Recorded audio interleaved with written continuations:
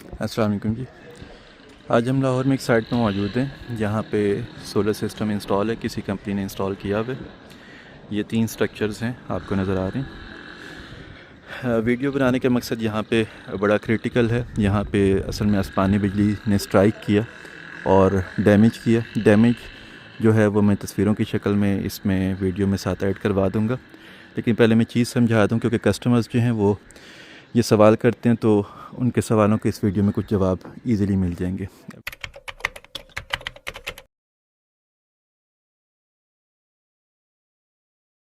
अब ये देखें, ये स्ट्रक्चर लगा हुआ है और यहाँ पे लाइट प्रोटेक्शन सिस्टम कोई नहीं लगा हुआ।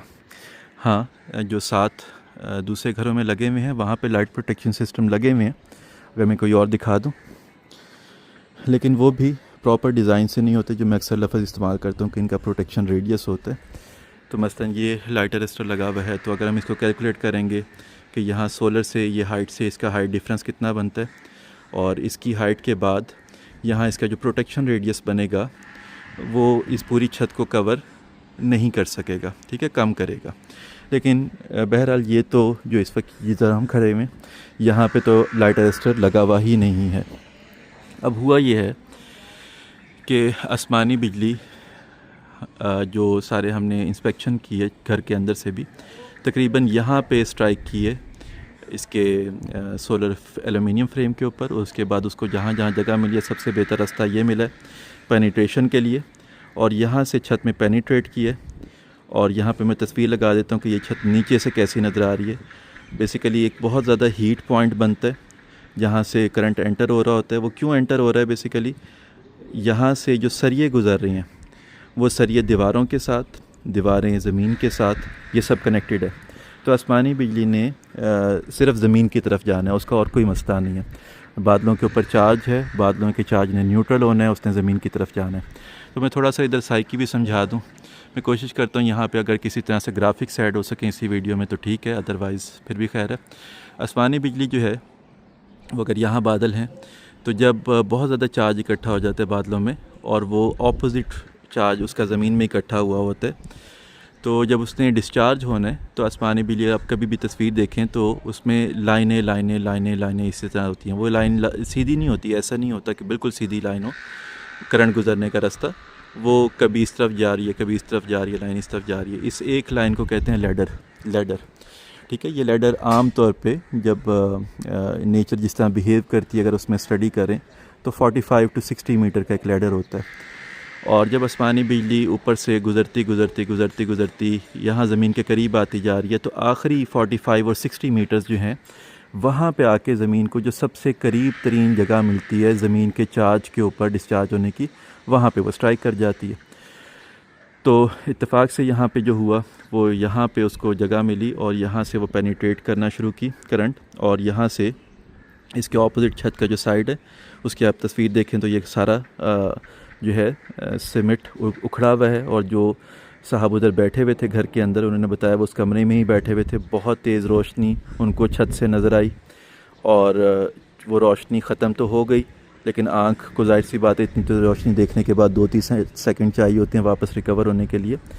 फिर 2-3 सेकंड बाद भी उनको उस जगह पे हीट पॉइंट, यानी कि उनको फ़ील ये हुआ कि कोई रोशनी है, अभी भी रोशनी है।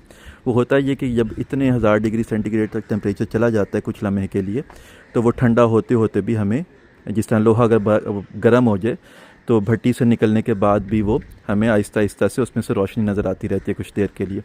बिल्कुल इस तरह यहाँ पे जो छत के नीचे आपको जगह नज़र आ रही है वहाँ पे उनको ऐसा नज़र आता रहा।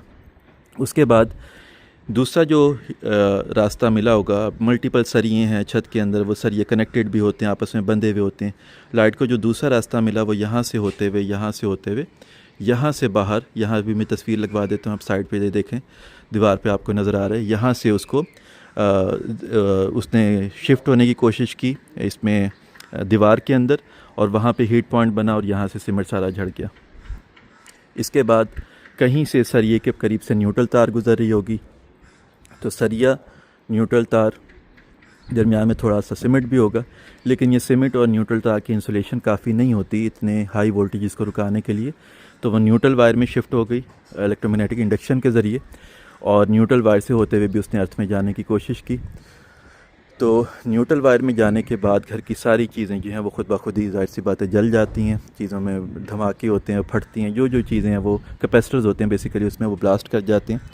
और उसी न्यूट्रल के साथ जो घर कनेक्टेड है, ये साथ वाला घर कनेक्टेड है, ये साथ वाला घर कनेक्टेड है, उनके भी डैमेजेस हो गए, क्योंकि न्यूट्रल वायर में जब एक दफ़ा हाई वोल्टेजेस आ गए हैं, अब उसने ट्रांसफार्मर के अर्थ पे जाके डिस्चार्ज होना है, तो उसके साथ जितनी चीज़ें कनेक्टेड हैं उन सब को भी डैमेज होगा। ठीक है, तो ये चीज़ें अब इसके साथ इस वाले फ्रेम के साथ जो इन्वर्टर लगा था वो भी डैमेज हो गया।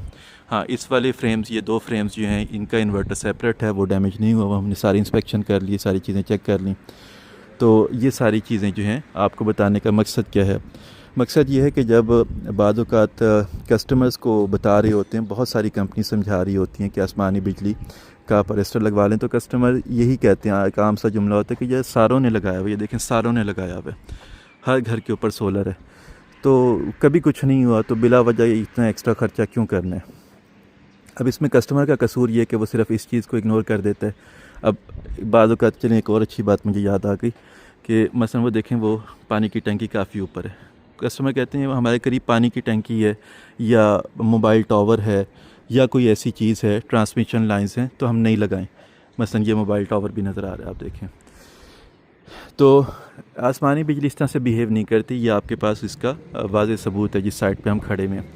इसके एग्जैक्ट कैलकुलेशंस होती हैं कि अगर आपके पास वो हाइटेड चीज़ है, उसके ऊपर अगर लाइट अरेस्टर लगा हुआ है, तो उसका आपके घर से फासला कितना है, तो फिर आपको ज़रूरत नहीं है।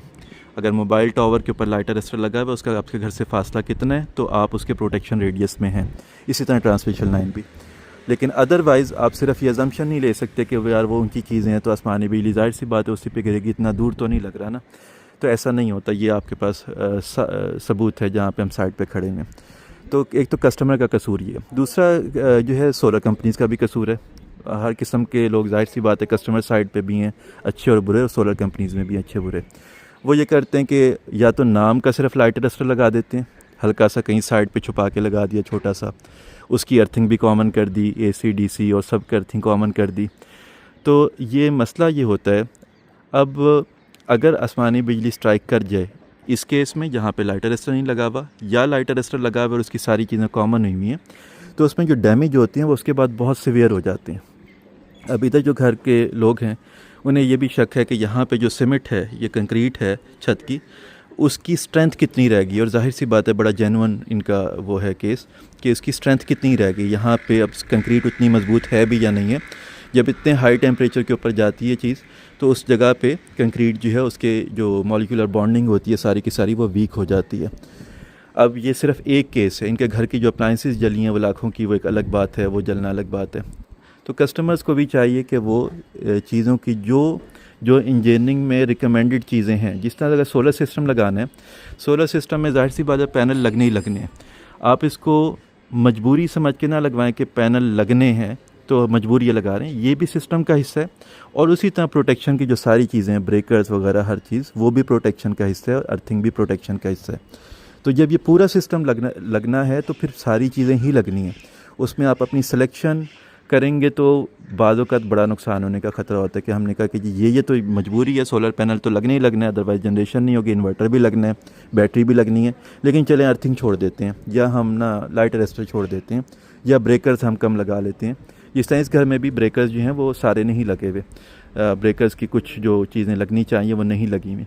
तो इस तरह से सोलर कंपनी भी कभी कभार कॉस्ट कट डाउन करती हैं, और कस्टमर्स भी कभी कभार ये खुद से करवा लेते हैं कि ठीक है आप ये चीज़ स्किप कर दें, कोई मसला नहीं है।